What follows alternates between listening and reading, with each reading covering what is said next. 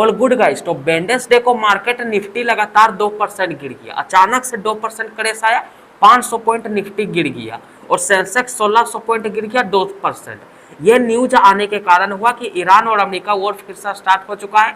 Trump ने साफ कहा कि एमओयू टूट चुका है, सीज फायर टूट चुका है, अब जो भी होगा मिलिट्री स्ट्राइक से होगा। ये न्यूज आते ही सेंसेक्स लगभग 1600 पॉइंट गिर गया और निफ्टी 500 पॉइंट प्लस गिर गया, सेंसेक्स भी 1600 प्लस गिरा और ये दोनों 2-2% गिर चुके थे। और ये हुआ वेडनेसडे को। अब वेडनेसडे को तो मार्केट लाल में बंद हुआ, ये तो फिक्स था कि ये होना ही था कि ट्रंप ने इतना बड़ा स्टेटमेंट दे दिया। अब ये जैसे ही हुआ, थर्सडे को क्या हुआ पता है, 80 पॉइंट निफ्टी ने रिकवरी कर ली। थर्सडे को निफ्टी ने रिकवरी कर ली और इससे भी बड़ा जादू हुआ फ्राइडे को। फ्राइडे को पता है क्या हुआ, फ्राइडे को निफ्टी ने 244 पॉइंट रिकवरी कर ली।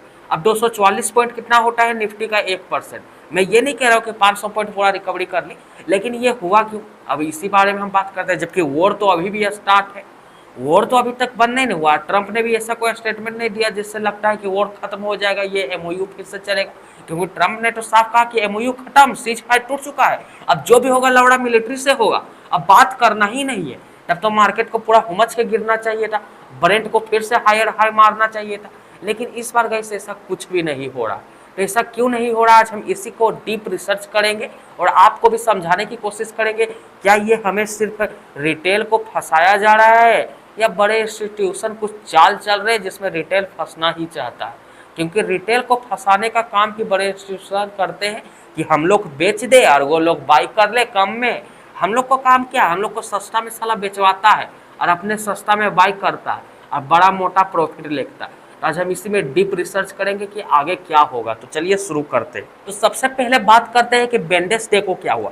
वेडनेसडे में मार्केट में पैनिक हो गया। मार्केट में पैनिक क्या हुआ, जिस दिन ट्रंप ने कहा द ट्रूथ इज ओवर, मतलब कि सीज फायर टूट चुका है, एमओयू खत्म, उस दिन पैनिक सेलिंग हुई। इतना लोग डर चुके थे कि पैनिक में आदमी ने सेलिंग कर दिया। अब पैनिक में जब सेलिंग की तो निफ्टी में भारी गिरावट आ गया। ब्रेंट ऑयल $80 चल गया, जो कि 69-70 में आ चुका था, वो फिर से 80 प्लस हो गया, मतलब 14% तुरंत उसने भाग गया साला। ये 14 पॉइंट जैसे ही भागा 14%, ग्लोबल इक्विटी में पूरा सेलिंग आया। कोस्पी, जापान का मार्केट, हर मार्केट गिरा, क्योंकि ट्रंप का इतना बड़ा स्टेटमेंट नॉर्मल नहीं है, ये तो सबको पता है। अब ये न्यूज आने के बाद यानी मार्केट ने पहले ही सबसे खराब सिनेरियो को प्राइसिंग कर लिया। मतलब मार्केट जो कहता था कि इतना गिरेगा उतना गिरेगा, उससे सबसे ज्यादा खराब सिनेरियो प्रेडिक्ट कर लिया और हुमच के मार्केट गिर गया। अब अगले 1-2 दिन में क्या हुआ, हम इस बारे में बात करते हैं। अगले 1-2 दिन का मैं जब भी बात करूंगा तो पहला दिन और दूसरा दिन दोनों एड है, ठीक है ना। फ्राइडे भी एड है और थर्सडे भी एड है, मैं पहले कह देता हूँ, ठीक है। मतलब थर्सडे और फ्राइडे दोनों एड है। अगले 1 दिनों में जो बड़े इंस्टीट्यूशन होते हैं उन्होंने देखा कि जो ये वॉर चल रहा है ये फुल स्केल रीजनल वॉर अभी नहीं हुआ है, मतलब फुल तरह से नहीं चल रहा है। दोनों पक्ष वॉर तो कर रहे लेकिन फुल तरह से अपना वॉर मतलब पूरा पावर का यूज करके नहीं कर रहे। जैसे कि एक होता है ना फुल पावर का यूज करके हम लोग कर रहे, वो नहीं कर रहे। ये इंस्टीट्यूशन ने सबसे पहले देखा। उसका बाद हमने क्या देखा, मैंने कुछ न्यूज भी पढ़ा, मैं आपको हो सकता है लिंक लगा दूं, कि दोनों तरफ से मिलिट्री एक्शन के साथ साथ ओमान के थ्रू टॉक भी चल रहा है। मतलब कि अमेरिका स्टेट ऑफ हॉर्मुज को अभी भी खुला रखने के लिए पूरा जोर दिया है कि किसी तरह से स्टेट ऑफ हॉर्मुज को खुला रखा जाए और नेगोशिएशन कंटिन्यू करने की बात चल रही है। लेकिन मुझे नहीं लगता ये नेगोशिएशन कंटिन्यू होगी, क्योंकि ईरान इस बार पूरा तैयारी के साथ आया है। मुझे तो लगता है उसने एमओयू साइन भी किया है इसलिए कि उसका जो मरा था साला 28 फरवरी को, उसको आखिरी विदाई देने के लिए, उसका अंतिम संस्कार करने के लिए, क्योंकि वॉर के टाइम अंतिम संस्कार कर नहीं सकता था। ये बात मैंने आपको पिछले वीडियो में शायद बताया था, नहीं बताया था तो इस बार बता दे रहा हूँ यार, ठीक है। तो अमेरिका अभी भी चाहता है कि स्टेट ऑफ हॉर्मुज को खुला रखा जाए, क्योंकि ऑयल सप्लाई लगभग जो भी oil supply state of Hormuz से होता है वो 20% ऑयल का हिस्सा है पूरा दुनिया का। और हम लोग तो जो इंडिया है उसका 80% से ज़्यादा इसी जगह से गैस वगैरह आता है। तो स्टेट ऑफ हॉर्मुज को खुला रखने में अमेरिका बहुत जोर लगा दिया है, लेकिन ये ईरान नहीं मान रहा है, सबसे बड़ा बात है। उसका बाद क्या बात है, मतलब कि इंस्टीट्यूशन ये सोच रहे हैं कि हेडलाइन एग्रेसिव है लेकिन डिप्लोमेसी अभी खत्म नहीं हुई है, अभी भी बात हो सकता है। इंस्टीट्यूशन का ये मानना है, जो बड़े लोग पैसा लगाते हैं उनका ये मानना है। अब पॉइंट 2 की हम बात करते हैं। सबसे बड़ा जो होता है मार्केट को ऊपर या नीचे ले जाने में इंडिकेटर, उसका नाम है guys Brent oil. Brent oil का सबसे बड़ा इंडिकेटर है कि मार्केट नीचे जाएगा कि मार्केट ऊपर जाएगा। जब भी कोई बड़ी एग्रेसिव न्यूज आती है कि यहाँ अमेरिका ने यहाँ बम मार दिया, वहाँ बम मार दिया, तो सब जो बड़े बड़े इंस्टीट्यूशन होते वो देखते हैं कि ऑयल कितना भागा। ठीक है, ऑयल अभी तक $80 पार नहीं किया, 80 गया था, फिर 75 में आ गया है, 75-76 में। तो मतलब कि इंस्टीट्यूशन का मानना है कि अगर प्रोफेशनल ट्रेडर सबसे पहले ब्रेंट ऑयल देखते हैं, ये तो आपको पता होगा। अब ये जो प्रोफेशनल ट्रेडर होते हैं, इन्होंने सोचा अगर स्ट्रेट ऑफ हॉर्मुज परमानेंटली बंद हो जाता या गल्फ से ऑयल एक्सपोर्ट रुक जाता तो ब्रेंट ऑयल बहुत ज़्यादा भागता, मतलब कि वो फिर से नया हायर हाई लगाता। इस बार उसने 115-120 का हायर लगाया था, अबरी वो 130 का लगाता, लेकिन उन्होंने देखा कि ऐसा कुछ भी नहीं हुआ है। हाँ, अगर ब्रेंट 80 प्लस रहता, ब्रेंट 80 के पहले रुकता नहीं और 80 के ऊपर ही जाता, तो फिर मार्केट क्रैश करता, इक्विटी मार्केट फिर क्रैश करता। लेकिन इस बार ब्रेंट 80 गया लेकिन फिर गिर गया। यही सबसे बड़ा सिग्नल था कि मार्केट को क्रैश और नहीं करवाना है, क्योंकि हमें फायदा हो सकता है। इंस्टीट्यूशन का मानना है कि अभी हमें क्रैश नहीं करवाना है, क्योंकि अभी ये वॉर तो चल रहा है लेकिन फुल वॉर नहीं चल रहा है। फुल वॉर क्या होता है, मतलब दोनों तरफ से फुल पावर से ये वॉर नहीं कर रहे। बस आपको न्यूज में सुनने मिल जाता है यहाँ बम मार दिया, वहाँ बम मार दिया, अरे लोड़ा रोज ऐसा बम मारा जाता है। ठीक है, बस ट्रंप का जो वो बोली था उसका कारण मार्केट इतना गिर गया। ट्रंप ने बोल ये दिया था द ट्रूथ इज ओवर, मतलब एमओयू खत्म, सीज फायर खत्म, इसका कारण उस दिन पैनिक में सेलिंग हो गया। लेकिन फिर जब ब्रेंट को देखा गया, ये सब देखा गया, तो फिर थोड़ा ठंडा पड़ा क्रैश में और फिर मार्केट ने रिकवरी की। इंस्टीट्यूशन एज्यूम कर रहे हैं, मतलब कि इंस्टीट्यूशन अंदाजा लगा रहे हैं कि वॉर कंटिन्यू हो सकती है, इसमें इंस्टीट्यूशन का कोई डर नहीं है, वॉर चलेगा, इंस्टीट्यूशन मान रहे। लेकिन दोनों तरफ से ऑयल इंफ्रास्ट्रक्चर और ग्लोबल इकोनॉमी को डैमेज करने से बचने की कोशिश भी कर सकते हैं। मतलब कि इंस्टीट्यूशन का मानना है कि वॉर तो चलेगा, वॉर में उन्होंने ये नहीं कहा कि वॉर नहीं चलेगा, फुल स्केल पे वॉर चलेगा, लेकिन जो ऑयल इंफ्रास्ट्रक्चर होता है, जैसे कि ऑयल फैक्ट्री होता है जहाँ से ऑयल निकाला जाता है, जैसे कि हमारा जामनगर का गुजरात है, ऑयल रिफाइनरी है, उसमें बम नहीं गिराया जाएगा। और जो ग्लोबल इकोनॉमी होती है उससे भी पूरी तरह से तोड़ने की कोशिश नहीं की जाएगी।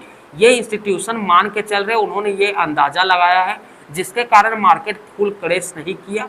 और जो फर्स्ट डे वेडनेसडे को क्रैश किया, इसी कारण से अगले दिन निफ्टी ने भी रिकवरी की और दुनिया की भी मार्केट ने रिकवरी की, क्योंकि उनका मानना है कि वॉर तो चलेगा और वॉर चलने से भी गाइस कोई फर्क नहीं पड़ता है। मैं आपको बताता हूँ कैसे नहीं पड़ता।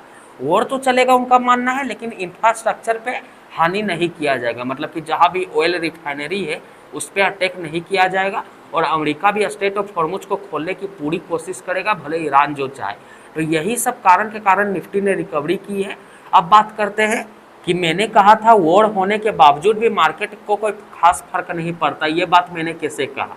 तो गाइस ऐसा हिस्ट्री में बहुत बार हो चुके हैं कि वॉर चल रहा है फिर भी मार्केट ने हुमच के रिटर्न दिया है। अब कहिएगा कि ऐसा कब हुआ है भैया, तो आप याद करिए रसिया और यूक्रेन का वॉर, वो अभी भी चल रहा है, लेकिन उस वॉर से किसी को फर्क पड़ रहा है? जब शुरू वॉर स्टार्ट हुआ था तो लग रहा था क्या हो गया, परमाणु बम लगता है किसी ने मार दिया, कि सारा ऊपरे से उल्का पिंड आके गिर गलो। न्यूज में तो ऐसा ही दिखाया जा रहा था कि ऊपरे से उल्का पिंड गिरे वाला हो, अब सब खत्म, दुनियादारी खत्म, अब सब कोई मरे की तैयारी कर ले।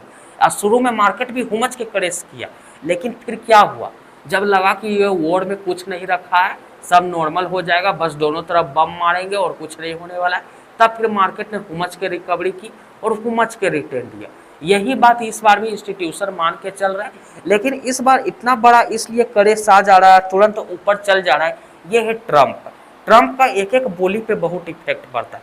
ट्रंप ने जो वेडनेसडे को कहा था कि द ट्रूथ इज ओवर, उसके कारण मार्केट हुमच के गिर गया, ये सबको आपको पता। लेकिन फिर जब मैंने अभी ये जितने फैक्ट बताए, इन सबको इंस्टीट्यूशन ने देखा तो कहा नहीं भाई मार्केट गिरा है, ये गलत है, क्योंकि वॉर तो चल रहा है, मैं इसको नहीं कर रहा हूँ, लेकिन ऑयल रिफाइनरीज इस वक्त बचे हुए हैं और ब्रेंट ने हुमच के ऊपर नहीं भागा है, मतलब ब्रेंट कंट्रोल में है और इसी कारण से मार्केट ने रिकवरी की है। और आगे भी मुझे लगता है कि अब मार्केट रिकवरी करेगी। अब क्यों रिकवरी करेगी मैं ये भी बताता हूँ। इंडिया हो या अमेरिका हो, अभी क्वार्टरली अर्निंग रिपोर्ट चल रहे हैं, मतलब क्वार्टरली जो सेकेंड वाला है शायद वो अर्निंग रिपोर्ट आने वाला है।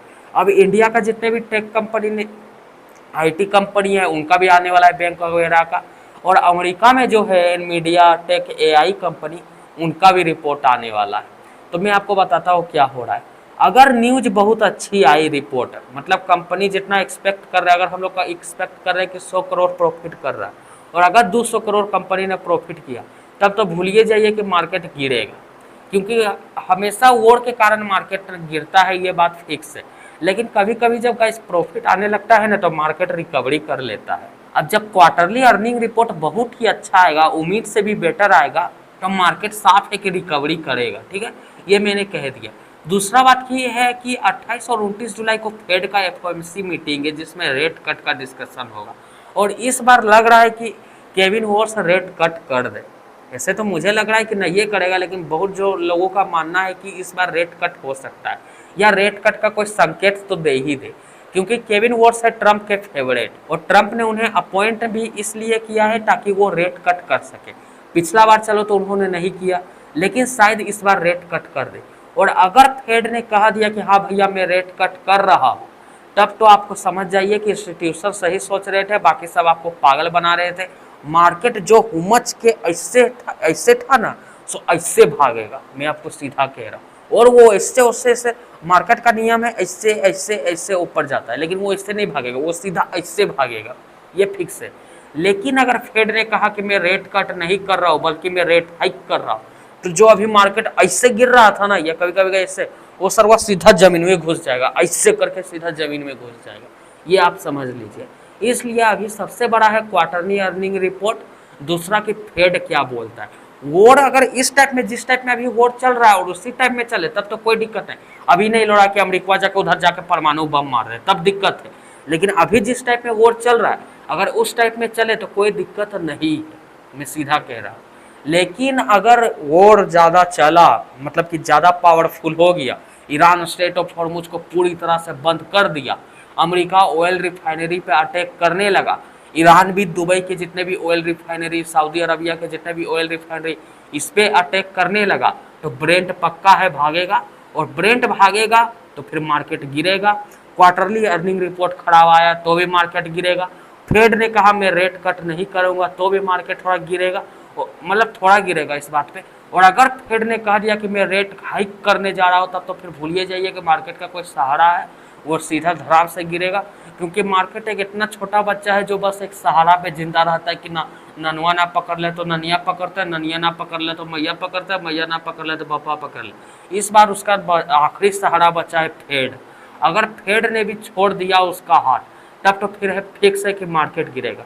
लेकिन अगर उसका फेड ने हाथ पकड़ लिया कि ना बाबू तोरा ना छोड़ो, मतलब कि रेट हाइक नहीं किया बल्कि रेट कट कर दिया, तब तो मार्केट इतना खुश होगा गाइस जितना हम लोग सोच नहीं सकते थे। मार्केट तुरंत ऐसे करके भागेगा, हम लोग भी हुमत से कमाएंगे, ऑप्शन बाय करेंगे लौड़ा खोल। तो इसलिए इस बार हमें हेडलाइन नहीं देखना है, हेडलाइन के अंदर भी क्या है, हेडलाइन देखना है जब कोई नया हेडलाइन आ जाता है, क्योंकि मार्केट हेडलाइन से फर्क पड़ता है। लेकिन हेडलाइन के अंदर क्या है हमें उसे भी देखना है और तुरंत रिएक्शन देना है।